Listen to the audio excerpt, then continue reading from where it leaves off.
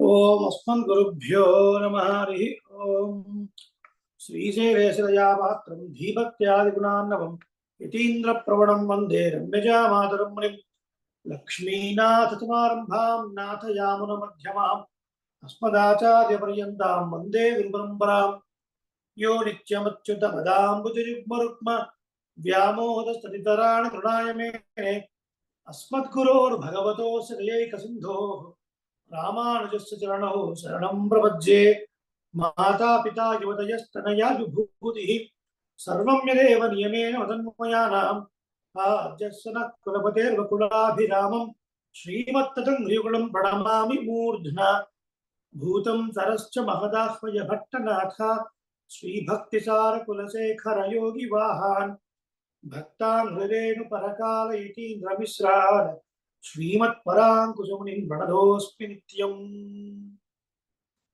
हरितार्णवसञ्जातं श्रीरङ्गार्यगुरोसुतं वेङ्कटार्यसुलच्छिष्यं फणीन्द्रं शेषाद्रिं भजे आत्रेयान्वयसञ्जातं रङ्गाचार्यगुरोसुतं रघुनाथार्यसच्छिष्यं कोदण्डरामाश्रये श्रीशैललक्ष्मणयतीन्द्रकृपात्तबोधं वेदान्तयुग्मविशदीकरणैकदीक्षं श्रीराघवार्य पदपङ्कजभृङ्गराजं श्रीमन्नृसिंहगुरुवर्यमहं प्रपद्ये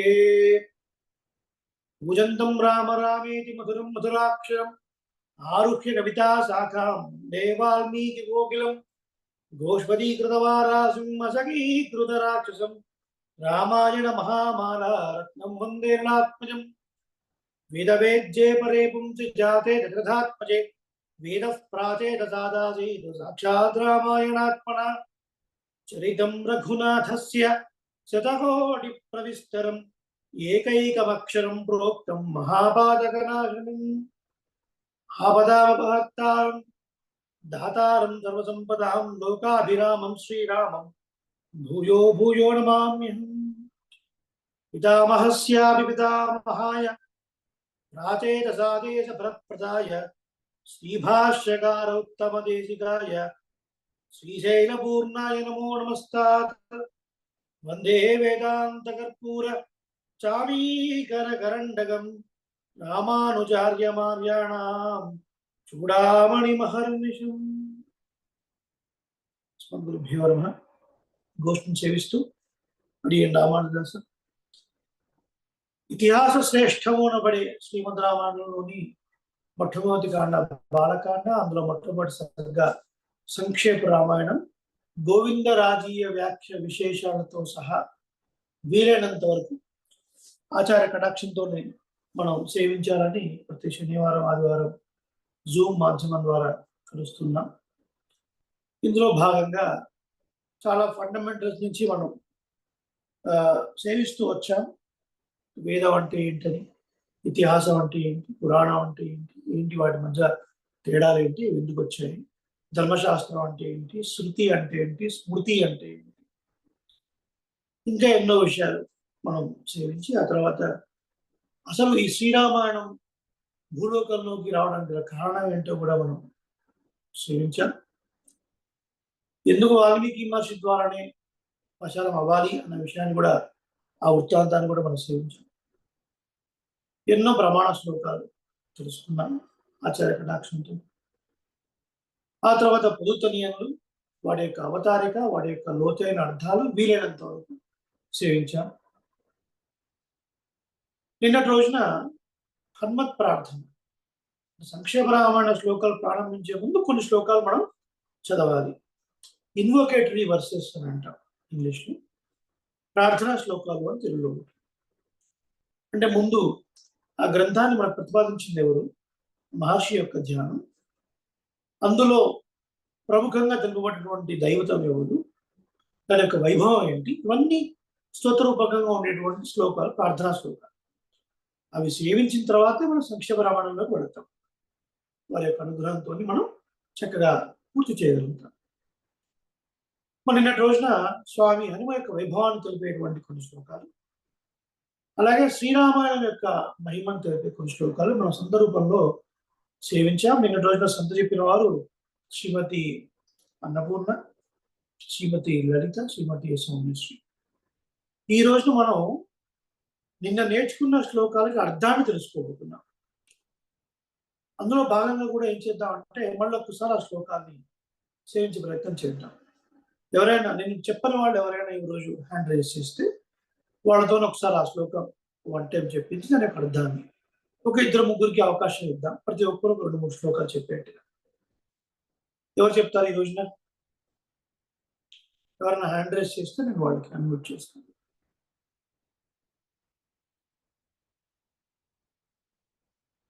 శ్రీమతి పార్వతి అన్మ్యూట్ చేశానండి మీకు. జై శ్రీమన్నారాయణ. జయ శ్రీమన్నారాయణ. వాయిస్ క్లారిటీగా ఉందండి? బాగుందండి. సో నేను స్క్రీన్ షేర్ చేస్తాను ఒకసారి.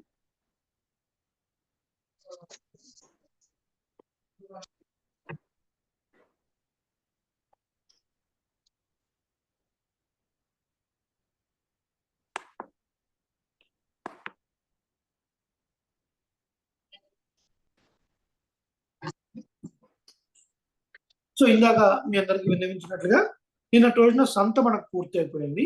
ఈ శ్లోకాల యొక్క సంత ఇందాక ముగ్గురు చెప్పారు అనుకున్నాం మనం. ఈ రోజున కూడా మనం దాని యొక్క అర్థాన్ని సేవించే ముందు మరొకసారి నిన్న చెప్పని వాళ్ళు ఎవరైనా చెప్తే ఒకసారి దాన్ని రివిజిట్ లాగా ఉంటుంది. ప్లస్ దాని యొక్క అర్థాన్ని కూడా మనం సేవిస్తాం కాబట్టి ఎవరైనా నిన్న ఆబ్సెంట్ అయినా కూడా చక్కగా వాటిని సేవించవచ్చు. ఆంజనేయ స్వామి యొక్క ప్రార్థన నిన్న మనం చెప్పుకుందాం. ఒకసారి చెప్పండి పార్వతి గారు. ఓం అస్మద్గురుభ్యో నమః. ఓం అస్మద్గురుభ్యో నమః. హరి ఓం. హరి ఓం.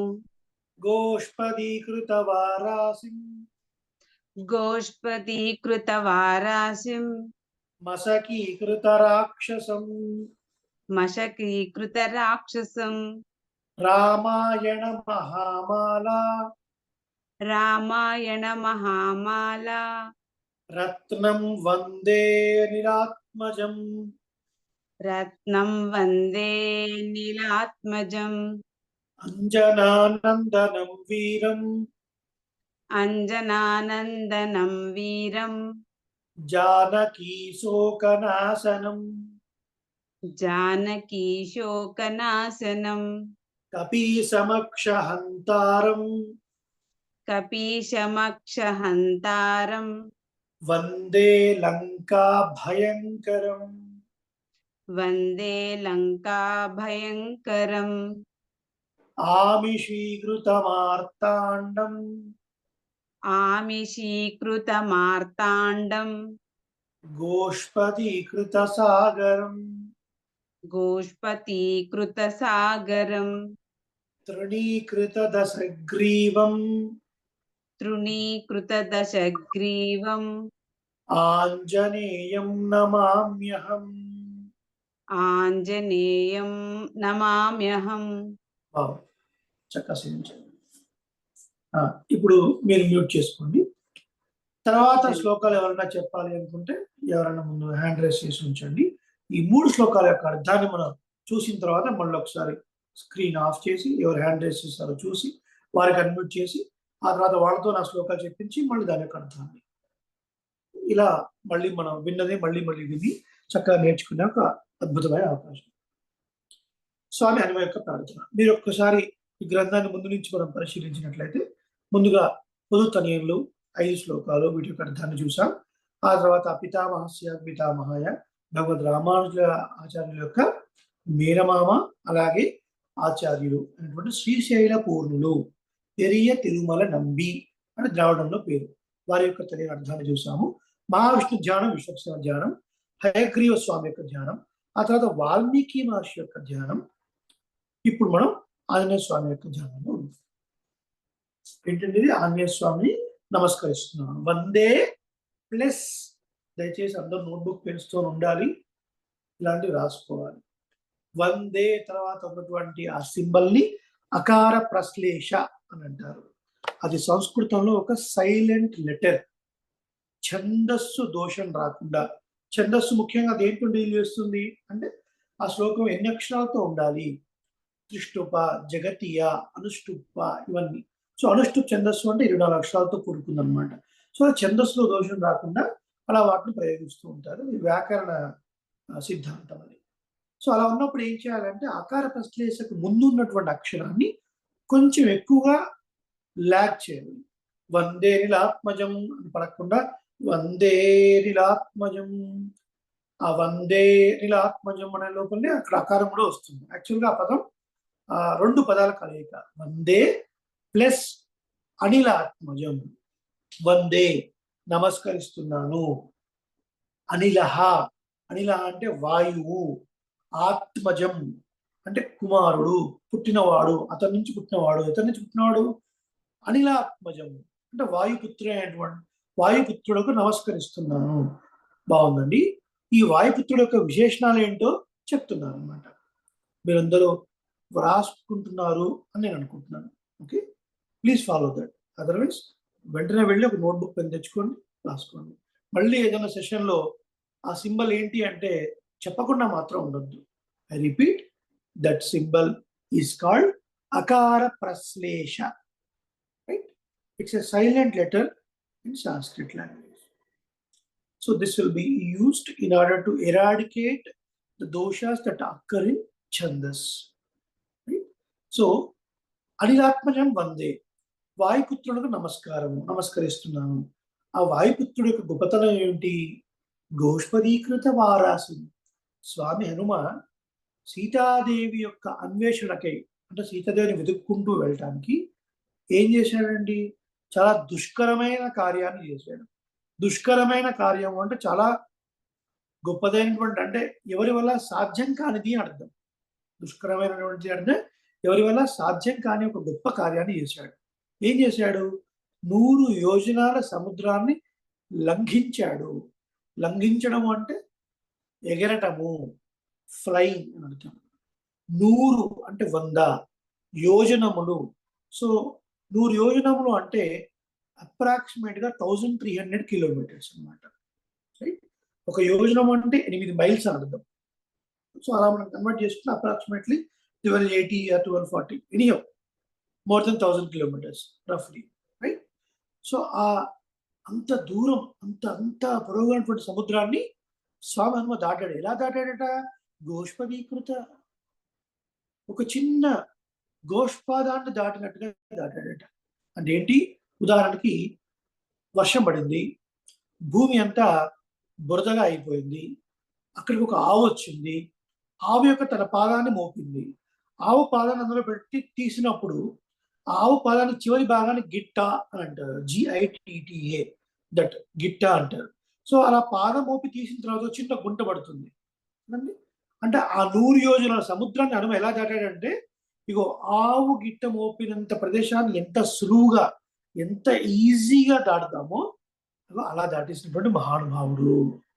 ఇప్పుడు చూడండి, అంత చిన్న గుంటను దాటాలంటే మనం ఏమైనా కష్టపడాలా? 90 ఏళ్ల బామ్మ కూడా ఈజీగా దాటేస్తుంది. అప్పుడే నడక నేర్చుకున్నటువంటి ఒక సంవత్సరం పిల్లవాడు కూడా ఆ చిన్న గుంటను దాటేసే అంటే ఈజీగా దాటేస్తాడు. డింగుమని ఎగురుకుంటూ వెళ్ళిపోతాడు.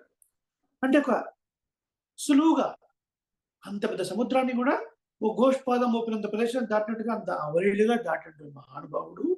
అంతేకాదండి, ఆ లంకలోకి వెళ్ళి రాక్షసులతోని భీకరమైన యుద్ధం చేశాడు స్వామి హనుమ. ఎలాంటి యుద్ధం అంటే, ఆ రాక్షసుని ఎలా చంపేశాడంటే మసకీకృత రాక్షసం, దోమల్ని నులిమినట్టుగా నులివేశాడు. చూడండి, సమ్మర్లో మనం దోమలు చంపడం కోసం బ్యాట్ పట్టుకుని యుద్ధం చేస్తున్నాం. ఇలా యుద్ధం చేస్తూ ఆ దోమల్ని సంహరిస్తూ ఉంటాం మనం కదా. సో దోమల్ని నులిపినట్టుగా, దోమల్ని చంపడం ఎంత ఈజీగా అలా చంపేస్తామో, అలా మహా భయంకరమైనటువంటి క్రూరులైనటువంటి రాక్షసుల్ని స్వామి హనుమ అలా సంహరించాడు. అంటే ఏంటి? ఆయన యొక్క పరాక్రమాన్ని చెప్తున్నారు అనమాట. అంత గొప్ప రాక్షసులు అండి, కానీ వాళ్ళని హనుమ ఏం కష్టపడి సంహరించలేదు, దోమలు నడిపినట్టుగా నడిపేసేసాడు. అంత పెద్ద సముద్రం అండి, ఏం కష్టపడలేదండి. ఒక చిన్న గుంటను ఎలా దాటాడో అలా దాటేశాడు. అంతేకాదు, ఈ హనుమ ఎలాంటి వాడయా? రామాయణ మహామాల. శ్రీరామాయణానికి ఒక పెద్ద మాల అని అనుకుంటే, ఏదైనా ఒక చైన్ ఉందనుకోండి, ఇప్పుడు మీరు కూడా వేసుకుంటారు, మగవాళ్ళైనా ఆడవాళ్ళైనా బంగారు గొలుసు వేసుకుంటారు. వేసుకున్నప్పుడు కేవలం గొలుసు వేసుకుంటే అది మాల, దానికి పెద్దగా అందం ఉండదు. దానికి ఏదైనా ఒక పెండెంట్ ఉందనుకోండి, ఒక లాకెట్ లాంటిది, ఒక సుదర్శన చక్రము, ఒక శంకు చక్రాలు, ఇంకా మహాలక్ష్మి విగ్రహము ఇంకేదో ఒకటి ఉందనుకోండి. సో ఆ చైన్ మొత్తానికి అందం ఏంటి? ఆ పెండెంట్, ఆ లాకెట్. సో శ్రీరామాయణం అనే ఒక మాల అనుకుంటే అందులో జగద్ధగాయమానంగా మెరిసేటటువంటి వాడు, ఆ మాలకే శోభ అందాన్ని తెచ్చినటువంటి వాడు స్వామి హనుమ. అలాంటి వాడు అండి, అలాంటి రత్నం లాంటి వాడు స్వామి హనుమ. రామాయణం అనే ఒక మహామాలలో ఓ రత్నంలాగా వెలుగొందేటువంటి వాడు అయినటువంటి హనుమ. ఇలాంటి హనుమ వాయుపుత్రుడైనటువంటి హనుమను నమస్కరిస్తున్నాను అని ఈ శ్లోకం యొక్క అర్థం. రైట్. సో మనం రెండో శ్లోకంలో పెడదాం. అంజనానందనం వీరం జానకీ శోకనాశనం కపీశం రాసుకోండి. కపీశం ప్లస్ అక్షహంతారం, కపీసమక్షహంతారం వందే లంకా భయంకరం. వందే సేమ్ నమస్కరిస్తున్నాను. లంకా భయంకరం, లంకలో ఉండే వాసులకు భయాన్ని గొలిపినటువంటి వాడు, అలాంటి వాడికి నమస్కరిస్తున్నానండి. ఎవరైనా అంజనానందనం, అంజనాదేవి యొక్క ఆనందానికి కారణమైనటువంటి కుమారుడు. ఆంజనేయ స్వామి యొక్క తల్లి పేరేంటి? అంజనాదేవి. అంజనాదేవి అనే ఒక వానర స్త్రీ కదా స్వామి హనుమ జన్మించాడు. ఆయన పేరు ఆంజనేయ స్వామి, ముందు ఆంజనేయుడు, ఆ తర్వాత హనుమాన్ వచ్చింది. ఎందుకు వచ్చిందో కూడా మన హనుమత్ వైభవంలో తెలుసుకున్నాం కదా. ఆ తర్వాత శ్లోకం ఎలా వస్తుంది అనుకోండి. అంజనాదేవి యొక్క ఆమె పుంజిక స్థల అనే ఒక అప్సరస. పుంజిక స్థల అనే అప్సరస శాపవశాత్తు వానర స్త్రీగా జన్మించింది. ఆమెకే అంజన అని పేరు. సో ఆమె గర్భంలో అవతరించిన వాడు కాబట్టి ఆంజనేయుడు అయ్యాడు. సో ఆమె యొక్క సంతోషానికి కారణమైనటువంటి వాడు వీరుడు. వీరం అంటే వీరుడు అంటే ఎవరంటారండి సాధారణంగా? అంటే యుద్ధంలో ఎదుటి శత్రువులు ఎంత గొప్ప గొప్ప ఆయుధాలు కలిగి ఉన్నప్పటికీ కూడా ఏమాత్రం అదరక బెదరక వాళ్ళ మధ్యలోకి వెళ్ళి చాలా పరాక్రమంతో యుద్ధం చేసేవాడు వీరుడు అంటారు. అలాంటి మహానుభావుడు. జానకి శోకనాశనం, ఇది చాలా ఇంపార్టెంట్. జనక మహారాజు కుమార్తె జానకి, దశరథ చక్రవర్తి కుమారుడు దాశరథి. రైట్. జానకి అంటే సీతాదేవి అనమాట. ఆమె యొక్క శోకనాశనం, ఆమె యొక్క దుఃఖాన్ని నశింపజేసిన వాడు కదా. మరి సీతాదేవి ఎలా ఉందండి స్వామి హనుమ చూసినప్పుడు? అప్పటికే 10 నెలలు గడిచిపోయింది. ఇంకా శ్రీరామచంద్ర స్వామి తనను రక్షించడం కోసం లంకకి రాలేదు.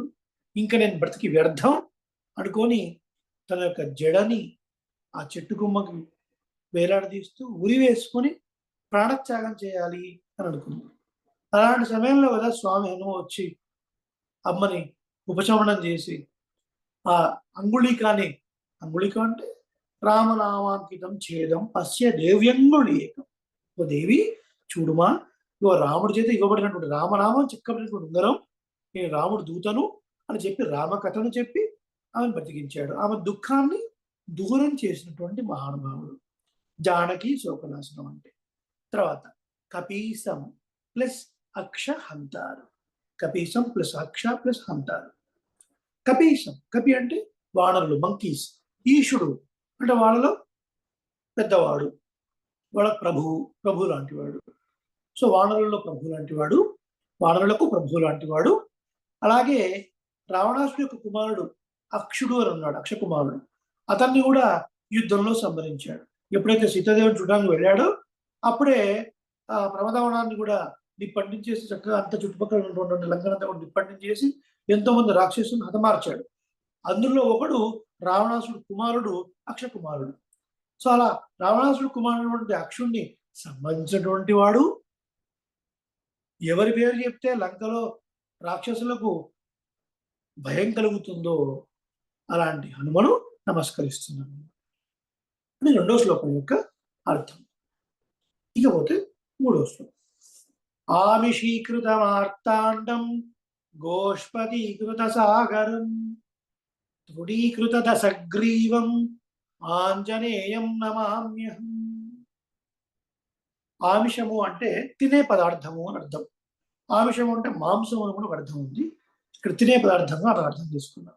మార్తాండం అంటే సూర్యుడిని ఒక తినే పదార్థంగా భావించి ఒకరోజు ఉదయాన్నే లేచిన ఆంజనేయుడు తన తల్లి ఏదో దేవతార్చన కోసం అని చెప్పి పుష్పాలు పండ్లు తీసుకురావడం కోసం వనానికి వెళితే, అడవిలోకి వెళితే ఆకలి వేసి అప్పుడే ఉదయిస్తున్న సూర్యుడిని చూసి ఏదో పండు అనుకొని, తినే వస్తువు అనుకొని ఆకాశంలోకి ఎగిరాడు కదా.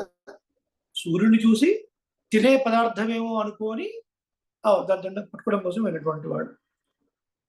అలా వెళ్ళినప్పుడు ఏమైంది, అతను మింగడానికి ప్రయత్నిస్తున్నప్పుడే కదా మనకు ఇంద్రుడు రావడం, వారించటం, అంటే వద్దు అని చెప్పడం, వినకపోవటం, ఇంద్రుడి యొక్క రథం అదే వాహనమైనటువంటి ఐరావతాన్ని కూడా మింగేస్తాను వెళ్ళటం, అప్పుడు ఇంద్రుడు కోపం రావడం, వజ్రాయంతో ఆంజనేయుడిని కొట్టడం. ఎక్కడ కొడతాడు? దవడల మీద కొడతాడు. దాంతో ఏమవుతుంది, దవడలు బాగా పెద్దగా వాస్తాయి, ఉబ్బిపోతాయి, స్వెల్ అవుతాయి. సో పెరిగిన దవడలు కలిగిన వాడు కాబట్టి హనుమ అని పేరు అప్పటి నుంచి వచ్చింది.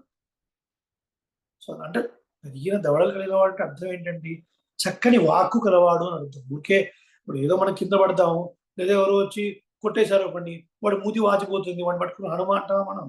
అనం. అది ఆయనకు మాత్రమే సార్థనం. ఎందుకంటే చక్కటి మాట మాట్లాడేవాడు. శ్రీరామాయణంలో మనకు వస్తుంది కిష్కింధాకాండలో మొట్టమొదటిసారి స్వామి హనుమ రామలక్ష్మణులకు తారసపడ్డప్పుడు స్వామి హనుమ మాట్లాడిన విధానాన్ని చూసి రామచంద్ర స్వామి లక్ష్మణుడితో అంటాడు, నాన్ ఋగ్వేద వినీతస్య నా యజుర్వేదధారిణః.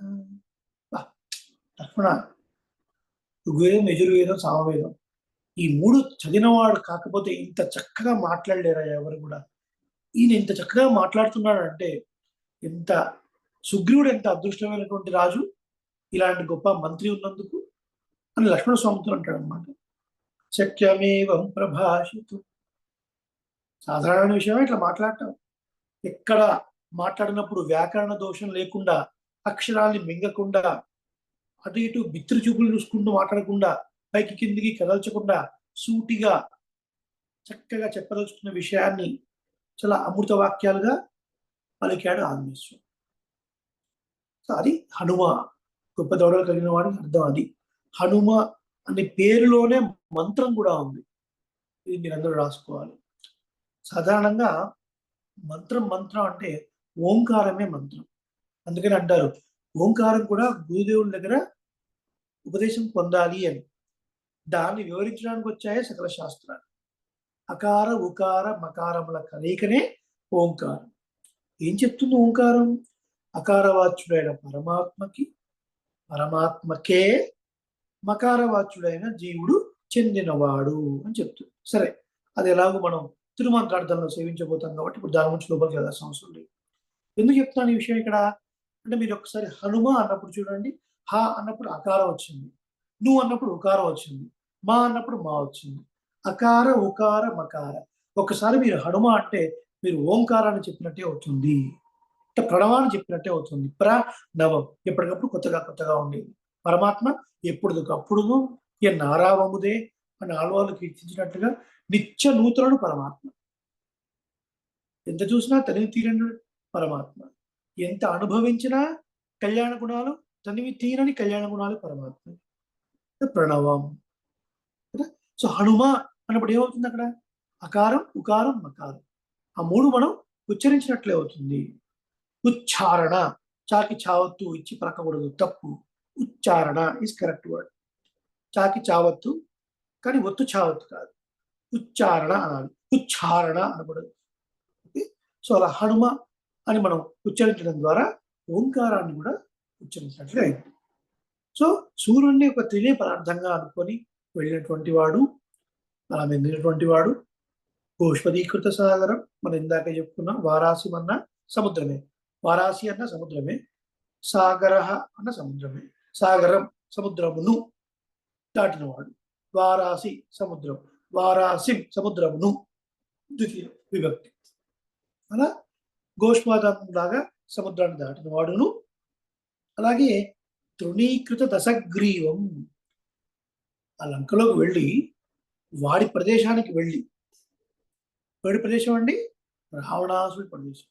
లంకాం రావణ పాలితాం అంటారు మహర్షి సుందరకాండలో ఎక్కడ వచ్చినా కూడా. వాస్తవానికి ఆ లంక ఎవరిది? కుబేరుడు.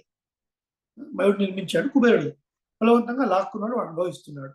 చాలా గొప్పదైన లంక, సుందరమైన లంక, ఎంతో అద్భుతమైనటువంటి ప్రకృతి సౌందర్యం.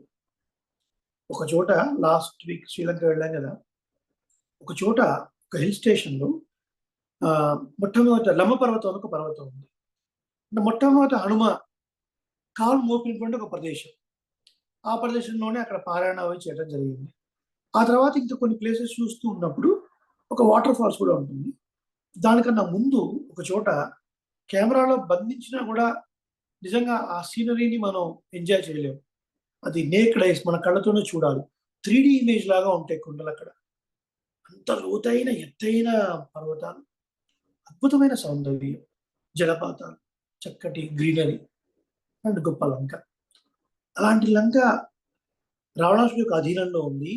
దానిలోకి రావాలంటేనే చాలా కష్టం. రకరకాల సెక్యూరిటీ ఉంటుంది.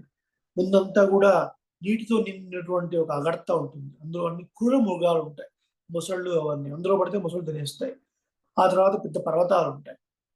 ఆ పర్వతం మీద ఉన్నటువంటి సర్పాలు, తేళ్లు దాని మీద వెళ్తే కరిచేస్తాయి. ఆ తర్వాత ఇంకేదో సెక్యూరిటీ అంతా. అవన్నీ దాటుకొని వెళ్ళాడు హనుమ. వెళ్ళి రావణాసుడితో భేటీ అయి వాడికే వార్నింగ్ ఇచ్చాడు. అంటే వాడిని ఎలా చూశాడంటే గడ్డి పోచలాగా తీసి పడేశాడు. తృణము అంటే గడ్డి అని అర్థం. సూర్యుడిని పండుగ భావించినటువంటి వాడు, వెళ్ళి వెళ్ళినటువంటి వాడు, ఒక సాగరాన్ని, అంత పెద్ద సముద్రాన్ని చిన్న గోష్పాదం దాటినట్టుగా దాటినటువంటి వాడు, అంత 10 తలలు కలిగినటువంటి అహంకార సంభూతుడైనటువంటి రావణాసురుడిని ఒక గడ్డిపోచగా తీసిపడేసినటువంటి వాడు. అలాంటి ఆంజనేయ స్వామిని నమామ్యం, నమస్కరిస్తున్నాను అని ఈ శ్లోకం యొక్క అర్థం. అంటే స్వామి హనుమ యొక్క గొప్పతనం, ఆయన యొక్క బలం, ఇవన్నీ మనకు చెప్పబడ్డాయి అన్నమాట. తర్వాత కొన్ని శ్లోకాలు ఉన్నాయి. మరి ఆ శ్లోకాన్ని ఎవరు చెప్తారు? ఎవరన్నా హ్యాండ్ రైజ్ చేస్తే, రమాదేవి గారు హ్యాండ్ రైజ్ చేశారు.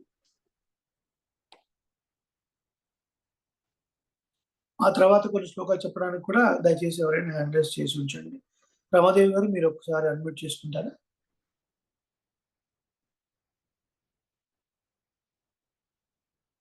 హలో,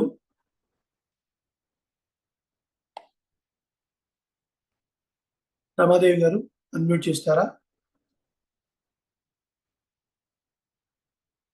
పోనీ సుహాసిని గారు, టి సుహాసిని. స్వామి నమస్తే స్వామి. నమస్కారం. వినపడుతుంది కదా వాయిస్? వినపడుతుంది స్వామి. స్క్రీన్ డిస్ప్లే అవుతుందా అండి శ్లోకాలు? జై శ్రీమన్నారాయణ గురువు గారు. ఓకే, ఇద్దరు వచ్చారా? శుభం, ఇద్దరు చెప్పండి, పర్వాలేదు. ఓకే, సో శ్రీమతి రమ, శ్రీమతి సుహాసిని, వన్ ఆఫ్టర్ అనదర్ చెప్పండి. మనోజవం మారుతతుల్య వేగం. మనోజవం చెప్పండి సార్. ముందు రమాదేవి, తర్వాత సుహాసిని. ఓకే. మనోజవం మారుతతుల్య వేగం. మనోజవం మారుతతుల్య వేగం. జితేంద్రియం బుద్ధిమతాం వరిష్టం. జితేంద్రియం బుద్ధిమతాం వరిష్టం. జితేంద్రియం బుద్ధిమతాం వరిష్టం. సుహాసిని గారు ఎలా చెప్పారు, రమాదేవి అలా చెప్పాలి. బుద్ధిమతాం వరిష్టం. రిపీట్. బుద్ధిమతాం వరిష్టం. పర్ఫెక్ట్. వాతాత్మజం వానరయూథ ముఖ్యం. వాతాత్మజం వానరయూథ ముఖ్యం. వాతాత్మజం వానరయూథ ముఖ్యం. శ్రీరామదూతం శిరసా నమామి. శ్రీరామదూతం శిరసా నమామి. శ్రీరామదూతం శిరసా నమామి. తర్వాత ఉల్లంఘ్య సింధో సలీలం సలీలం. ఉల్లంఘ్య సింధో సలిలం. ఇక్కడ చూడండి, సింధో తర్వాత సాకి సావత్ ఉంది కదా, అప్పుడు దాన్ని ఎలా చదవాలి అంటే సింధో సలీలం సలీలం, సావత్ వినిపించాలి. ఉల్లంఘ్య సింధో సలీలం సలీలం. కరెక్ట్. ఉల్లంఘ్య సింధో సలిలం సలీలం. యశోకవన్హిం జనకాత్మజాయాః. యశోకవహ్నిం జనకాత్మజాయాః యశోకవహ్నిం. యశోకవహ్నిం. నిన్న మీరు క్లాస్ వినలేదా? లేదండి. అక్కడ హా కింద నావత్తు కానీ మావత్తు కానీ వచ్చినప్పుడు మనం ముందు ఆ ఒత్తును పలకాలి. వహ్ని మనం పలకకూడదు, వన్హిం మనం పలకాలి. సరే స్వామి. యశోకవహ్నిం వహ్నిం జనకాత్మజాయాః. కరెక్ట్. యశోకవహ్నిం జనకాత్మజాయాః ఆదాయ తేనైవ దదాహ లంకాం. ఆదాయ తేనైవ దదాహ లంకాం. ఆదాయ తేనైవ దదాహ లంకాం నమామితం ప్రాంజలిరాంజనేయం. నమామితం ప్రాంజలిరాంజనేయం. నమామితం ప్రాంజలిరాంజనేయం. బాగుంది. ఆంజనేయమతిపాటలాననం. ఆంజనేయమతిపాటలాననం. ఆంజనేయమతిపాటలాననం. కాంచనాద్రికమనీయ విగ్రహం.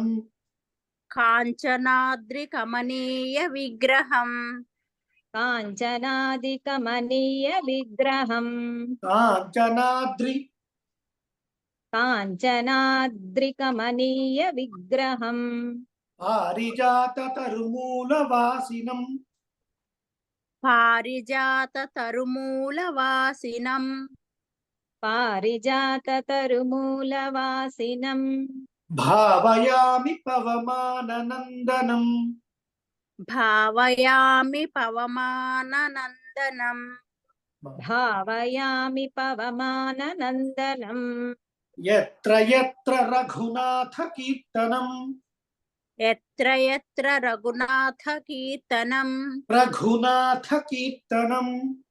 రఘునాథ కీర్తనం.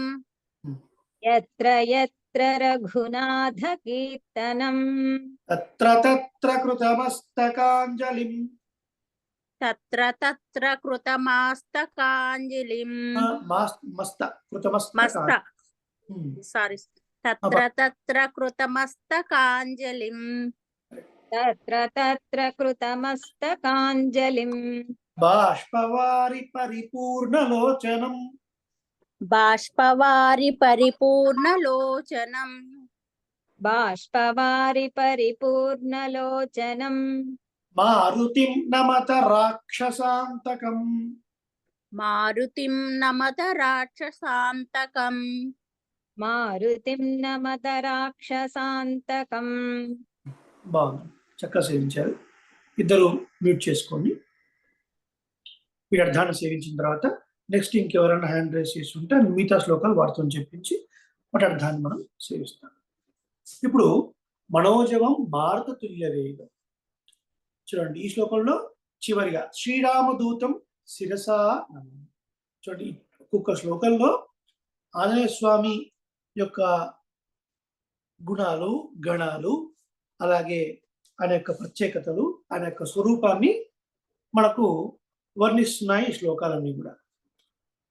స్వామి హనుమ అంజనాదేవి కుమారుడు అని అంజనానందనం అని, అలాగే వాయుదేవుడి యొక్క కుమారుడు అన్నప్పుడు అనిలాత్మజం అని ఒక ప్రయోగం ఉంది, మొట్టమొదటి శ్లోకంలో మనం చూసాము. తర్వాత ఆ వాయుపుత్రుడు గురించినటువంటి మళ్ళీ కొన్ని విశేషాలు మనం చూడబోతున్నాం. మనోజవం భారత తుల్య వేగం, జితేంద్రియం బుద్ధిమతాం వరిష్టం. ఉత్తుఠాది వరిష్టం అని పడతాం. వాతాత్మజం, వాత అంటే గాలి, వాయువు అని అర్థం. వాతాత్మజం అంటే వాయుపుత్రుడు అని అర్థం. అనిలాత్మజం అన్నా వాయుపుత్రుడు, వాతాత్మజం అన్నా వాయుపుత్రుడు.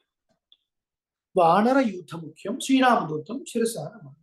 ఇక్కడ స్వామి హనుమకున్నటువంటి ప్రత్యేకత ఏం చెప్తున్నారు? ఇక్కడ శ్రీరామదూత అయినటువంటి ఆంజనేయుడిని శిరస్సు వంచి నమస్కరిస్తున్నాను. ఎలాంటి ఆంజనేయుడు ఆయన? ఆయన యొక్క వేగం ఎట్లాంటిది? మనసు కన్నా, గాలి కన్నా, అంటే గాలి చాలా ఫాస్ట్గా ప్రయాణిస్తుంది, అంతకన్నా ఎక్కువ స్పీడ్గా ప్రయాణించేది మనోవేగం. అంతకన్నా ఎక్కువ దానితో సమానమైనటువంటి వేగాన్ని కలిగినటువంటి వాడు. మనస్సు ఎంత స్పీడ్గా ప్రయాణిస్తుంది. ఇప్పుడు నుంచి మన లండన్లో ఏదో జరుగుతుంది, మన బంధువులు ఉన్నారు, వాళ్ళని ఒకసారి గుర్తు చేసుకోవాలి, లేదా వాళ్ళు ఉన్న ఇల్లు, లేదా లండన్లో మనం తిరిగిన ప్రదేశాలు మనం గుర్తు తెచ్చుకోవాలనుకున్నాం అనుకోండి. సో మన మనసు లండన్ ట్రావెల్ చేయడానికి 8 hours పడుతుందా? పట్టదు. విత్ ఇన్ సెకండ్స్ వెళ్ళిపోతుంది లండన్కి. వెళ్ళిపోయి మనం చూసిన ప్రదేశాలు, మన కజిన్స్, మన బంధువులు, మనం తిరిగినవి, మనం తిన్నవి గుర్తొస్తుంది విత్ ఇన్ సెకండ్స్. అదే ఫిజికల్గా వెళ్ళాలి అంటే it may take 8 hours or 10 hours based on your connecting flight కదా. కానీ మనస్సు వేగం చాలా వేగంగా ఎక్కువగా ఉంటుంది. సో మనసు ఎంత తొందరగా ప్రయాణిస్తుందో అంతటి వేగంగా ప్రయాణించేవాడు. గాలి ఎంత వేగంగా ప్రయాణిస్తుందో దానికి సమానమైనటువంటి వేగం కలిగినటువంటి వాడు ఎవరు? హనుమ. జితేంద్రియం, ఇంద్రియాల్ని జయించిన వాడు. సుందరకాండలో మనకు కనబడుతుంది. స్వామి హనుమ సీతాన్వేషణగా వెళుతున్నప్పుడు, మరి సీతాదేవి ఎవరండి? స్త్రీ. ఎవరి మధ్యలో వెతకాలి? స్త్రీల మధ్యలో వెతకాలి కదా. ఒక గేదె తప్పిపోయింది, ఒక గేదె. పాపం వాడు పశువుని కాసాడు. వాడు వచ్చి ఎక్కడ వెతకాలి? గేదె సమూహంలో వెతకాలి. వాడు ఎయిర్పోర్ట్కి వచ్చి నాకు ఏది కనిపించడం లేదు అంటే ఏమైనా ప్రయోజనం ఉందా? లేదు. లంకలో సీతామ్మను వెతకడానికి వెళ్ళాడు, అందరి స్త్రీలను చూశాడు. ఆ రాత్రిపూట వాళ్ళంతా కూడా మత్తు పదార్థాలు సేవించినటువంటి రాక్షస స్త్రీలు, వాళ్ళ యొక్క వస్త్రాలు కూడా అటు ఇటు చెల్లా చెదురుగా ఉండి వాళ్ళ శరీర అవయవాలు కనిపించేట్లుగా ఉన్నారు. అంతమందిని చూశాడు హనుమ. చూసి ఆ తర్వాత వచ్చి ఏంటి నేను ఇలా ఇంతమందిని చూశాను, నేను ఇలా బ్రహ్మచారిని అయ్యుండి నేను ఇలాంటి వాళ్ళని చూడాల్సినటువంటి ఒక పరిస్థితి నాకు ఏర్పడింది అని మళ్ళీ ఒకసారి తానే సమాధానం చెప్పుకుంటాడు. అవును, సీతామాను వెతకాలంటే స్త్రీల మధ్యలో వెతకాలి, కరెక్టే. కానీ అలాంటి విహ్వల అయినటువంటి స్త్రీలను చూసినప్పుడు నా మనసు ఏమైనా చలించిందా? ఏం చలించలేదు, కాబట్టి తప్పులేదు అనుకున్నాడు. సో అలాంటి వాళ్ళని చూసినా కూడా చలించలేదు అంటే ఇంద్రియాలను జయించినటువంటి వాడు. తన యొక్క కార్యదక్షత, ఏ పని కోసం వచ్చాడో దాని మీదనే ఫుల్ కాన్సన్ట్రేషన్, ఫుల్ ఫోకస్గా ఉన్నటువంటి హనుమ. మన వల్ల ఏదైనా అవుతుందా అండి? ఏం కాన్సన్ట్రేట్ చేయగలం మనం? ఏదైనా ఒకటి వినాలి, చూడాలి అంటే యూట్యూబ్లో ఏవో దిక్కుమాలిన అడ్వర్టైజ్మెంట్స్ అన్నీ వస్తుంటాయి. మనకు సంబంధం లేనివి, మనం చూడాలి అనుకోనివన్నీ కూడా వస్తుంటాయి మధ్యలో. ఎందుకు వస్తాయో తెలియదు.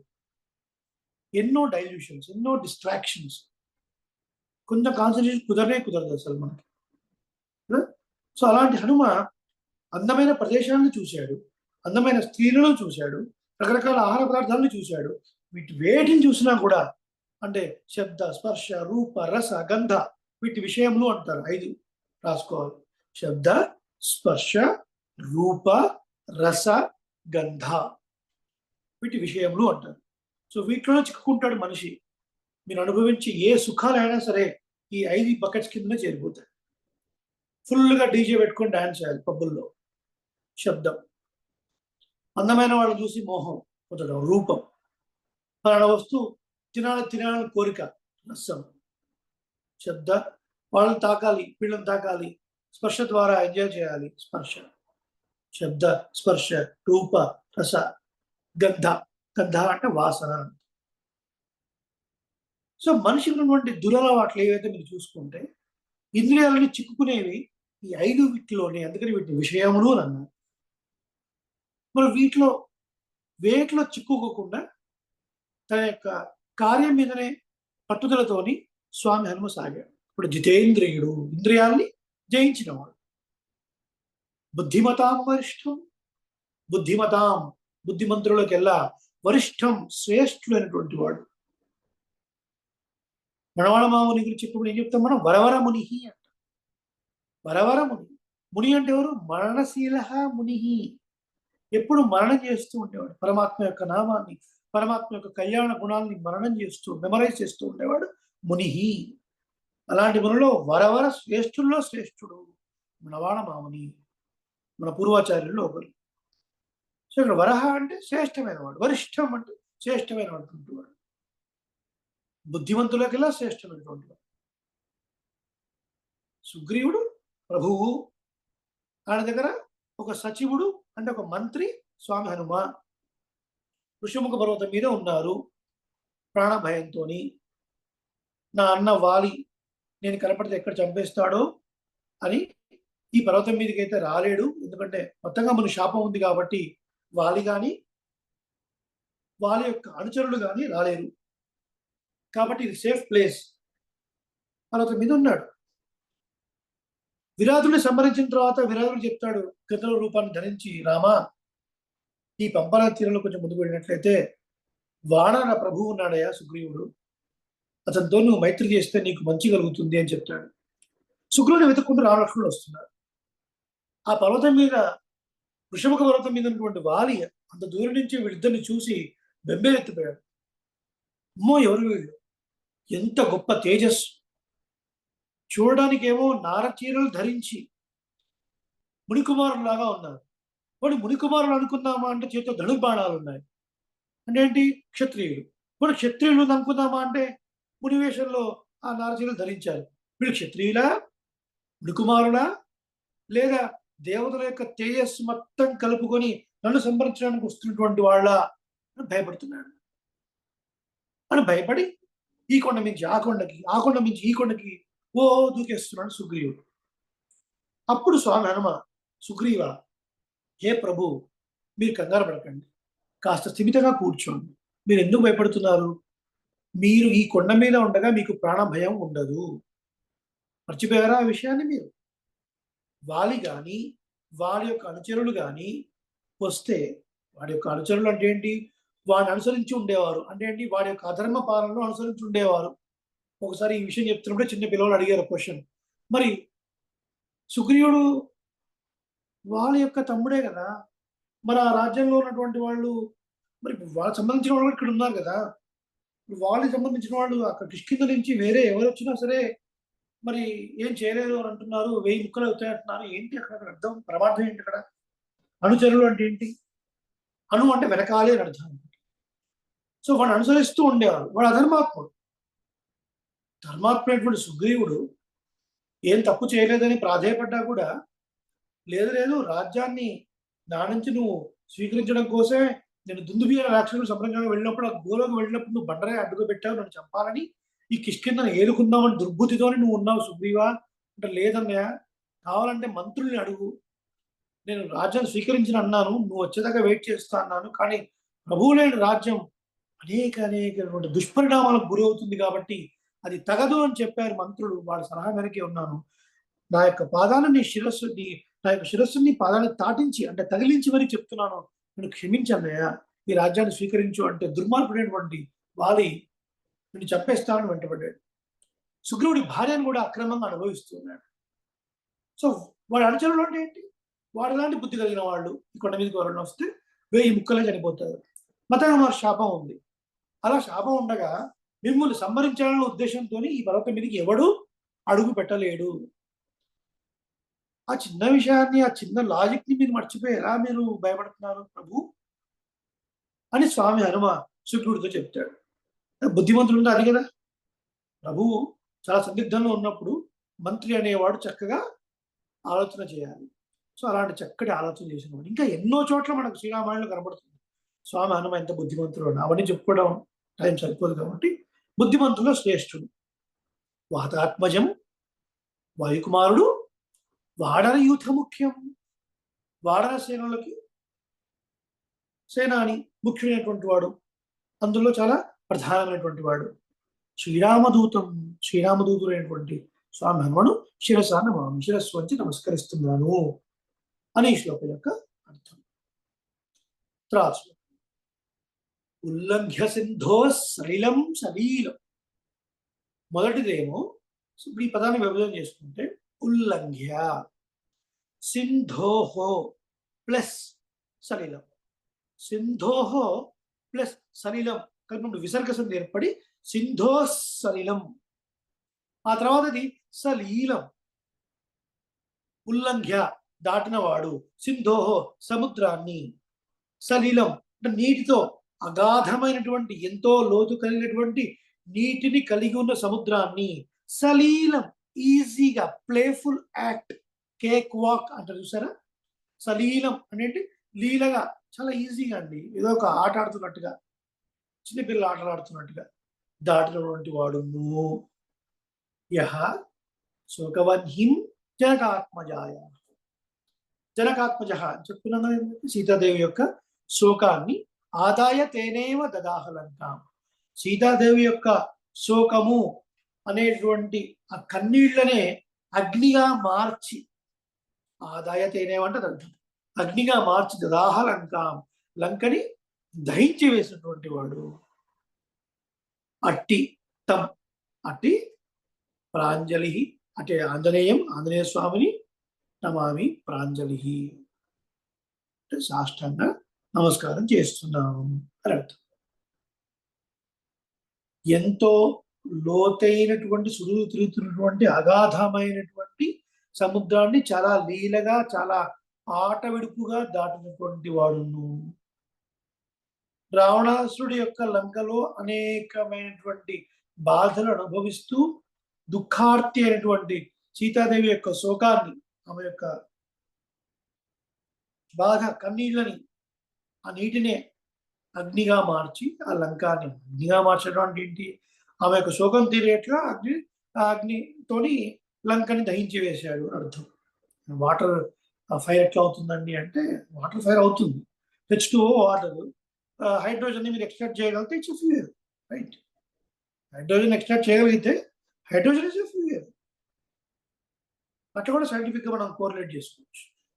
సో సీతాదేవి యొక్క శోకాన్ని అగ్నిగా మార్చి లంకా దహనం చేసినటువంటి మహానుభావుడైనటువంటి ఆంజనేయ ప్రణమిల్లుతున్నాను అని అర్థం. ఆ తర్వాత ఆంజనేయం రాసుకోవాలి. ఆంజనేయం ప్లస్ అతి ప్లస్ పాటల ప్లస్ ఆననం. ఆంజనేయమతి పాటలాడనం. పాటలి వృక్షము అని ఒక వృక్షం, దాని యొక్క ఆకులు ముదురు ఎరుపు రంగులో ఉంటాయి. ఆననం అంటే ముఖము అని అర్థం. అంటే చక్కటి ఎర్రటి రెడ్ చాప్ అంటారు చూసారు, రెడ్ చాప్ లాగా బాగా ముదురు ఎరుపు రంగుతో ముఖానికి అలాంటి ముఖం కలిగినటువంటి వాడు. కాంచనాద్రి కమనీయ విగ్రహం. సో నిలబడితే ఎట్లా ఉంటుందో ఆంజనేయస్వామి, ఒక బంగారు కొండ ఎదురుగా నిలబడిందా అన్నట్టుగా అంత ధగద్ధగాయమానంగా శోభగా ఉంటాడు స్వామి హనుమ. కాంచనం అంటే బంగారు, అద్రి అంటే కొండ, కదలనిది అంటారు. కమనీయ విగ్రహం, కంటి ఇంపైనటువంటి దివ్యమంగళ విగ్రహం. పారిజాత తరుమూల వాసు, పారిజాత వృక్షం ఛాయలో ఎప్పుడు ధ్యానంలో ఉండేటువంటి, రామ ధ్యానంలో ఉండేటువంటి వాడు. భావయామి, అటువంటి హనుమను నేను భావిస్తూ, I meditate upon, I pray upon the ప్రతి సన్ ఆఫ్ వాయుదేవ పవమాన నందనం. ఆ వాయుదేవుడి యొక్క కుమారుణ్ణి, వాయుదేవుడికి ఆనందాన్ని కూర్చున్నటువంటి నందనుడు, ఆనందాన్ని చేకూర్చున్నటువంటి కుమారుడైనటువంటి ఆంజనేయ స్వామిని నేను ధ్యానిస్తున్నాను అని. చూడండి, ఒక వాయుదేవుడికి ఎన్ని విశేషణాలు ఇస్తారు చూడండి. ఒక చోట పవమానందనం అన్నారు, ఒక చోట అనిలాత్మజం అన్నారు, మాతాత్మజం అన్నారు. ఇవన్నీ మనం చక్కగా గుర్తుపెట్టుకోవాలి. అంటే ఫ్యూచర్లో మీరు ఏదన్నా కొన్ని గ్రంథాలు అధికరిస్తున్నప్పుడు ఉపయోగపడతాయి ఇవన్నీ కూడా. దాని తర్వాత ఎత్ర ఎత్ర రఘునాథ కీర్తనం తత్ర తత్ర కృతమస్తకాంజలిం బాష్పవారి పరిపూర్ణలోచనం మారుతిం నమత రాక్షసాంతకం. మారుతిని, మారుతం అంటే వాయుదేవుడు, మారుతిం వాయుదేవుడి కుమారుడు ఆంజనేయ స్వామిని నమస్కరిస్తున్నాను. రాక్షసాంతకం, రాక్షసుల్ని సంహరించినటువంటి మారుతి వాయుపుత్రుడు హనుమకు నమస్కారం. ఎటువంటి హనుమ? ఎత్ర ఎత్ర రఘునాథ కీర్తన.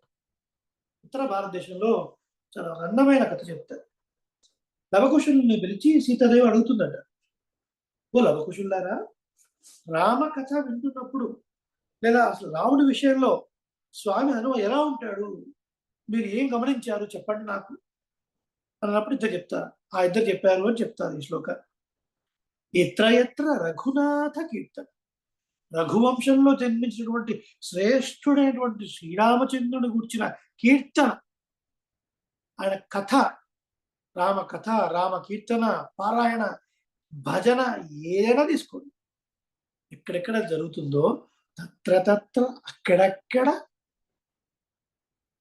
బాష్పవారి పరిపూర్ణ లోచనం, కంటి నిండా ఆనంద బాష్పాలు తీసుకున్నటువంటి వాడై ఎలా ఉన్నాడు? కృతమస్తకాంజలి, 2 చేతుల్ని జోడించి శిరస్సు పైన 2 చేతుల్ని పెట్టి కళ్ళ నిండా నీళ్లు తీరుస్తూ ఆ రామకథని, రామకీర్తనని, రామ భజన్ని, రామ పారాయణాన్ని ఆస్వాదిస్తూ ఉంటాడు. అగో అటువంటి హనుమను నమస్కరిస్తున్నాను. ఎవరి పేరు చెబితే దుష్ట రాక్షసులు భయకంపితులు అవుతారో అటువంటి హనుమను నమస్కరిస్తున్నాను. అందుకే చిన్నపిల్లలకు చెప్తారు, రాత్రి కూడా పడుకునేటప్పుడు పిచ్చికలు వస్తున్నాయి, భయపడుతున్నారు, వాళ్ళు నిద్ర ఉలిక్కి పడలేస్తున్నారు అనుకున్నప్పుడు రాత్రిపూట చక్కగా స్వామి హనుమ యొక్క శ్లోకాలు చదువుకొని పడుకోండి అని చెప్తారు. ఏం చెప్తాం పిల్లలకి, మనకే శ్లోకాలు తెలియకపోతే? ఇప్పుడు సంక్షేమ రావడం నేర్చుకోవడం వల్ల మీకు ఇన్ని శ్లోకాలు తెలిసాయి. వీటిలో ఏది సులభంగా ఉందో అది చూడండి. రాక్షస అంతకం అని 2-3 చోట్ల ఉంది కదా, లంకా భయంకరం. ఆ శ్లోకం చెప్పొచ్చు పిల్లలకి. చిన్ని శ్లోకం, అంజనానందనం వీరం జానకి శోకనాశనం కపీశమక్ష అంతారం వందే లంకా భయంకరం. 2-3 శ్లోకాలు చక్కగా పిల్లలకు నేర్పించి రోజు చదువుకొని పడుకుంటే ఆ దుష్టమైన కళలు రాకుండా ఉంటాయి, వాటి ప్రభావం అనేది పడకుండా ఉంటుంది. సో అలాంటి హనుమను నమస్కరిస్తున్నాను. ఇది స్వామి హనుమ యొక్క ప్రార్థన. ఆ తర్వాత మనం ఇంకా 2 శ్లోకాలు కూడా మనం చెప్పుకున్నాం. సరే, ఆ 2 శ్లోకాలని మనకు సింగిల్ టైం రిపీట్ చేయడానికి మనతో ఉన్నారు శ్రీమతి సౌమ్యశ్రీ, శ్రీమతి అడప్ప శ్రీనివాస్. అంటే అడప్ప శ్రీనివాస్ పేర్లు ఎవరు చేయాలో తెలియదు. మీ ఇద్దరు అన్మ్యూట్ చేశారండి ఒకసారి? చేశానండి. అడిగాను స్వామి. మీ పేరేంటండి? అడప్ప శ్రీనివాస్ ఉంది, సుధారాణి స్వామి. సుధారాణి. Okay, right. మీరు ఓకే, ఫైన్. మళ్ళీ డిస్ప్లే చేస్తున్నాను. సో సౌమ్యశ్రీ గారు, ఆ తర్వాత సుధారాణి గారు, 1 after another. వేదవేద్యే పరే పుంసి, వేదవేద్యే పరే పుంసి, వేదవేద్యే పరే పుంసి, జాతే దశరథాత్మజే, జాతే దశరథాత్మజే, జాతే దశరథాత్మజే, వేదః ప్రాచేతసాదాసీత్, వేదః ప్రాచేతసాదాసీత్, వేదః ప్రాచేతసాదాసీత్, సాక్షాద్ రామాయణాత్మనా, సాక్షాద్ రామాయణాత్మనా, సాక్షాద్ రామాయణాత్మనా, చరితం రఘునాథస్య, చరితం రఘునాథస్య, చరితం రఘునాథస్య, రఘు చరితం రఘునాథస్య, శతకోటి ప్రవిస్తరం, శతకోటి ప్రవిస్తరం, శతకోటి ప్రవిస్తరం, శతకోటి ప్రవిస్తరం, ప్రాస్ట్రెస్, శతకోటి ప్రవిస్తరం, పర్ఫెక్ట్. ఏకైకమక్షరం ప్రోక్తం, ఏకైకమక్షరం ప్రోక్తం, ఏకైకమక్షరం ప్రోక్తం, మహాపాతకనాశనం, మహాపాతకనాశనం, మహాపాతకనాశనం.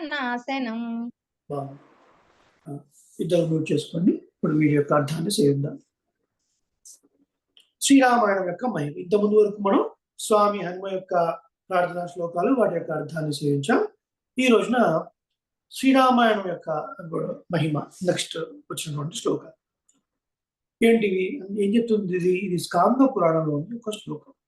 వేదవేద్యే పరే పుంసి, జాతే దశరథాత్మజే, వేద ప్రాచేతసాదాసీత్, సాక్షాత్ ప్లస్ రామాయణాత్మన, సాక్షాత్ రామాయణాత్మన.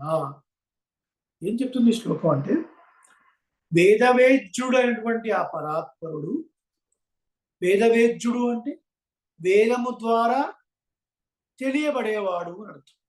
పరమాత్మ గురించి తెలుసుకోవాలంటే ప్రత్యక్షము గాని అనుమానము గాని ప్రమాణం కాదు, శబ్దమే ప్రమాణము, అంటే వేదమే ప్రమాణము. భగవంతుడి గురించి తెలుసుకోవాలంటే వేదమే ప్రమాణము. ఇప్పుడు అట్లాంటి స్వతః ప్రమాణము, నిర్దోషము అంటే దోషరహితము లేనటువంటి వేదము ద్వారా తెలియబడే ఆ పరాత్ముడైనటువంటి శ్రీమన్నారాయణుడు జాతే దశరథాత్మజే దశరథ కుమారుడుగా శ్రీరామచంద్రుడుగా అవతరించగా వేద ప్రాచేత సాదాసీత్ వేదము ప్రాచేతసుడి ద్వారా అంటే వాల్మీకి మహర్షి ద్వారా సాక్షాత్ రామాయణ సాక్షాత్ వేదమే ప్రాచేత సాదాసీత్ వాల్మీకి మహర్షి ద్వారా రామాయణాత్మక శ్రీరామాయణముగా అవతరించినది అర్థం. అంటే ఏంటర్థం?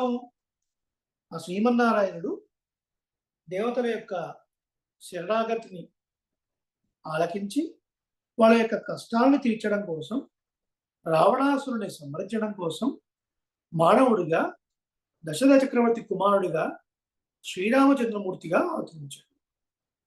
మరి ఆ పరమాత్మ ఎట్లాంటి వాడండి? వైకుంఠంలో ఉండే ఆ శ్రీమన్నారాయణ పరాత్పరుడు వేదము ద్వారా తెలియజేయబడేవాడు. మరి వేదము చేత తెలుసుకోదగినటువంటి వాడు, వేదము చేత కీర్తింపబడినవాడు. వేదశ్చ సర్వై అహమేవ వేద్య అంటాడు పరమాత్మ, శ్రీకృష్ణ పరమాత్మ గీతాలు, భగవద్గీతలు. వేదం అంతా నా గురించి చెప్తుంది, నన్నే తెలియజేస్తుంది. మరి ఆ నారాయణుడు ఇక్కడ రాముడిగా వచ్చినప్పుడు వేదం కూడా భూమి మీద రావాలి కదా. కాబట్టి ఆ వేదమే వాల్మీకి మహర్షి ద్వారా చక్కగా శ్రీరామాయణ రూపంలో అవతరించినది. మీరు వేదాన్నే నేర్చుకుంటున్నారు అని అర్థం. శ్రీరామాయణం నేర్చుకుంటున్నారు అంటే అర్థం ఏంటి? వేదాన్ని. ఎందుకంటే ఇది వేదంతో సమానమైనది శ్రీరామాయణం. స్టార్టింగ్లో కూడా మీకు కొన్ని విషయాలు చెప్పారు.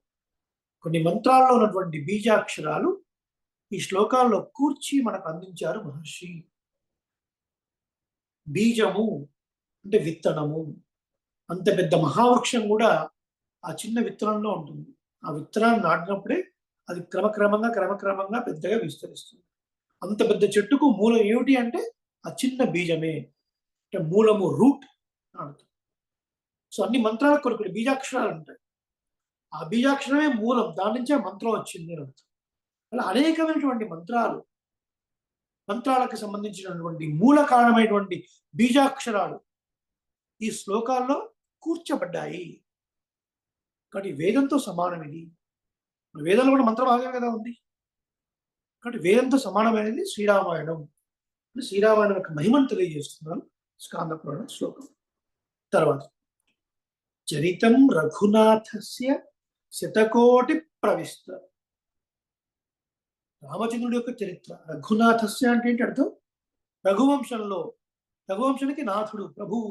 రఘువంశంలో జన్మించుంటూ ప్రభువు, గొప్పవాడు అయినటువంటి శ్రీరామచంద్రుడు ఆయన యొక్క చరిత్ర శతకోటి ప్రవిస్తరం. చతుర్ముఖ బ్రహ్మలోకంలో అంటే సత్యలోకంలో అన్న బ్రహ్మలోకంలో ఒకటి టాప్, అందుకన్నా పై లోకం అది. దాని తర్వాత నెక్స్ట్ విరజానది, ఆ తర్వాత వైకుంఠం అనుకోండి. ఆ చతుర్ముఖ బ్రహ్మలోకంలో 100 కోట్ల శ్లోకాలుగా ఉంది. భూమండలంలో మనం చదివే శ్రీరామాయణం 24,000 శ్లోకములు కలది. అలాంటి శ్రీరామాయణం అన్ని లోకాల్లో ఉందండి. కైలాసంలో కూడా ఉంది. నందీశ్వరుడు పఠిస్తూ ఉంటే పరమశివుడు ఆనందంగా వింటూ ఉంటాడు. అన్ని లోకాల్లో ఉంది. బ్రహ్మలోకంలో కూడా ఉంది. కాకపోతే ఇక్కడ 24,000 శ్లోకాలు అయితే అక్కడ 100 కోట్ల శ్లోకాలుగా ఉంది. అలాంటి శ్రీరామాయణంలో ఉన్నటువంటి శ్లోకాల్లో ఏకైకం అక్షరం ప్రోక్తం. ఏకైకం ప్లస్ అక్షరం ప్లస్ ప్రోక్తం. ఒక్కొక్క అక్షరాన్ని మనం పఠించినట్లయితే మహాపాతక నాశం, గొప్ప పాతకాలు నశిస్తాయి అంట. పాపము పాతకం. ఇదివరకు కూడా చెప్పుకున్నాం, మళ్ళీ ఒకసారి చెప్పుకున్నాం. తెలియక ఏదో చేసాం, పాపం చేశాము, ఏం చేయాలండి అని మనం పెద్దల దగ్గరికి వెళితే శాస్త్రాన్ని చదివినటువంటి పెద్దలు, నాయనా పలానా ప్రాయశ్చిత్తం చేసుకో, పలానా హోమం చేయి, పలానా జపం చేయి, పలానా దానం చేయి, తద్వారా నీ పాపం తొలగిపోతుంది అని చెప్తారు. మనకి ఏదైనా అవ్వట్లేదు అంటే పాపమే కారణం, అడ్డుపడుతుంది. అంటే ఏదో ఒక రెమెడీ ద్వారా దాన్ని తొలగించుకోవచ్చు పాపం. పాతకం అంటే ప్రాయశ్చిత్తం లేనిది. గోహత్య, బ్రాహ్మణ హత్య, ఆచార అపచారం, ఇలాంటి రకరకాల ఇవన్నీ కూడా పాతకాల కిందకి వస్తాయి. ఇంకా వాడికి నిష్కృతి లేదు. ఇంకా అసలు దానికి క్షమాపణ లేదు, దానికి ప్రాయశ్చిత్తమే లేదు. అలాంటి పాతకాలు కూడా నశిస్తాయి అన్నారు. స్వామి మేమేం చేయలే కదా అలాంటి పాతకాలు, ఏం శ్రద్ధగా నేర్చుకోవాలనుకుంటున్నాం శ్రీరామాయణం, ఆ స్వామి కళ్యాణ గుణాలను సేవించాలి అనుకుంటున్నాము, చక్కగా అందరిలో కలిసి గోష్ఠిగా పారాయణ చేస్తూ ఆ వైబ్రేషన్స్ అనుభవించాలి అనుకుంటున్నాము, మన సంప్రదాయంలో ఇతిహాస శ్రేష్టము అని కొనియాడబడుతుంది కాబట్టి శ్రీరామాయణాన్ని భక్తి శ్రద్ధలతో నేర్చుకోవాలి అనుకుంటున్నాము. మేమేం పాతకాలు చేశామండి, మాకు ఈ శ్లోకాలు చెప్తున్నారు మీరు అంటే, నాయన ఇప్పుడు వచ్చిన జన్మ అమాంతంగా ఇప్పుడు ఊడిపడింది కాదు. కొన్ని వేల కోట్ల జన్మల తర్వాత మనకు మనుష్య జన్మ వచ్చింది. అనంత కోటి జన్మల్లో చేసుకున్న కొద్ది కొద్ది పుణ్యం కాస్త ఒక రూపు దాల్చిన తర్వాత మనిషి జన్మ వచ్చింది. కాబట్టి గత కొన్ని గడిచిపోయినటువంటి కోట్ల జన్మల్లో జంతువులుగా పుట్టామో, మనుషులుగా రాక్షసులుగా పుట్టామో, పీడించే వాళ్ళగా పుట్టామో, ఎన్ని పాతకాలు చేసామో మనకేమో తెలుసునా? తెలియదు. కాబట్టి ఇప్పుడు ఈ బాడీలో జీవాత్మ మనకున్నది కాబట్టి నేను అని అంటున్నాను. ఈ బాడీలో లోపల హృదయాంతరాలలో ఉన్న జీవాత్మ అంతకుముందు కొన్ని కోట్ల జన్మలు ఎత్తింది. ఆ కోట్ల జన్మల్లో ఏ జన్మ తీసుకుంది, ఎన్ని పాతకాలు చేసిందో మనకు తెలియదు. ఈ జన్మలో మీరు చేసి ఉండకపోవచ్చు కాక, ఈ జన్మలో మీరు గోహత్య చేయలేదు, ఈ జన్మలో మీరు బ్రాహ్మణహత్య చేయలేదు, ఈ జన్మలో మీరు అపచారము చేయలేదు, చేసి ఉండకపోవచ్చు కాక. కానీ గడిచిపోయిన జన్మల్లో ఏమో చేసుకునొచ్చుగా మనకి ఏం తెలుసు? మన పాతకాలు పాపాలు పట్టి పీడిస్తూ ఉంటాయి. మనం ఏ పని చేసినా సరిగా సక్సెస్ అవ్వవు, మనం ఏదనుకున్నా అవ్వవు, మనకేవో అడ్డంకులు వస్తూ ఉంటాయి. కొందరికి వివాహం కాదు, కొందరికి ఆరోగ్యం బాగుండదు, కొందరికి సంతానం కాదు, కొందరికి ఇంకేదో సమస్యలు, ఆర్థిక ఇబ్బందులు, ఆరోగ్య సమస్యలు ఏవో పట్టి పీడిస్తూ ఉంటాయి. కొందరికి అన్నీ ఉంటుంది కానీ మనశ్శాంతి ఉండదు. ఏమిటి కారణం? ఏం చెప్తాం మనం? ఏ జన్మల్లో ఏం చేసాం? పూర్వజన్మ కృతం పాపం వ్యాధి రూపేణ పీడయే అన్నారు. పూర్వజన్మలో చేసిన పాపం వ్యాధి రూపంలో పీడిస్తుంది అన్నారు. ఏమిటి వ్యాధి అంటే? వ్యాధి అంటే సంసారం ఆయన, మళ్ళీ పుట్టడం, మళ్ళీ చనిపోవడం, మళ్ళీ పుట్టడం, మళ్ళీ చనిపోవడం, ఆ రూపంలో బాధిస్తుంది అని అర్థం తీసుకోవాలి. కేవలం వ్యాధి అంటే డిసీజ్ అని మాత్రమే కాదు. అన్నిటికన్నా గొప్ప వ్యాధి ఏమిటి? సంసారం. ఇప్పుడు ఏ జన్మలో ఏం చేసామో నాకు తెలియదు కాబట్టి అగో అలాంటి పాతకాలం నశింపజేస్తుంది. ఎంత గొప్పదండి శ్రీరామాయణం. మరి ఎవరు నేర్చుకోవాలండి శ్రీరామాయణం? ఇప్పుడు చెప్పండి మీరు. ప్రతి ఒక్కరు నేర్చుకో. ఇంట్లో ముసలి ముతగా చిన్న పెద్ద ప్రతి ఒక్కళ్ళు నేర్చుకోవాలి శ్రీరామాయణం. ఇంత గొప్పదండి శ్రీరామాయణం. ఇది శ్రీరామాయణం యొక్క మహిమ. మనందరం తెలుసుకోవాలి, మన పిల్లలకు చెప్పాలి, పెద్దలకు చెప్పాలి, మన కమ్యూనిటీలో ఫ్రెండ్స్ చెప్పాలి, బంధువులకు చెప్పాలి, వాళ్ళని ప్రేరేపించాలి, వాళ్ళని ఇన్ఫ్లుయెన్స్ చేయాలి. మనం ఎన్నెన్నో వాటికి ఇన్ఫ్లుయెన్స్ చేస్తాం. మనం ఉన్న కొత్త కారు గురించి 10 మందికి చెప్తాం, ఇందులో ఈ ఫీచర్స్ ఉన్నాయి, ఆ ఫీచర్స్ ఉన్నాయి. మనం ఉన్న చీర గురించి, మనం ఉన్న నగల గురించి చెప్పుకుంటాం, 10 మందికి చెప్తూ ఉంటాం. శ్రీరామాయణం గురించి ప్రచారం చేయండి. మీరు నేర్చుకున్న విషయం గురించి వాళ్ళకి చెప్పండి. వాళ్ళని కూడా నేర్చుకునే వాళ్ళలాగా తయారు చేయండి. ఆ పుణ్యం కూడా మీ అకౌంట్లో వస్తుంది. ఇంత గొప్పది శ్రీరామాయణం అని చెప్పారు. ఇంకా తర్వాత కూడా శ్రీరామాయణం యొక్క మహిమను తెలియజేసే శ్లోకాలే. ఆ తర్వాత శ్రీరాముడి ప్రార్థనతోని ప్రార్థనా శ్లోకాలు అయిపోయి ఆ తర్వాత మనం సంక్షేప రామాయణంలోకి మనం అడుగు పెడతాం. దీన్ని బట్టి ఏమర్థమవుతుంది? నెక్స్ట్ వీక్ తోని మనకు ప్రార్థనా శ్లోకాలు ముగిసిపోతాయి అని అర్థం. యదక్షర పదభ్రష్టం మాత్రాహీనం తు యద్భవేత్ తత్సర్వం క్షమ్యతాం దేవ నారాయణ నమోస్తుతే. కాయేన వాచా మనసేంద్రియైర్వా బుద్ధ్యాత్మనా వా ప్రకృతే స్వభావాత్ కరోమి యద్యత్ సకలం పరస్మై నారాయణాయేతి సమర్పయామి. సర్వం శ్రీకృష్ణార్పణమస్తు. మంగళాశాసనపరైః మదాచార్య పురోగమైః సర్వైశ్చ పూర్వైరాచార్యైః సత్కృతాయాస్తు మంగళం. సమస్త పరివారాయ సర్వ దివ్యమంగళ విగ్రహాయ శ్రీమతే నారాయణాయ నమః. శ్రీమతే రమయా మాతృమునీంద్రాయ మహాత్మనే శ్రీరంగవాసినే భూయాత్ నిత్యశ్రీ నిత్యమంగళం. అందరికీ అన్మ్యూట్ చేశారండి. ఎవరికైనా ఏదైనా సందేహాలు ఉంటే అడగొచ్చును.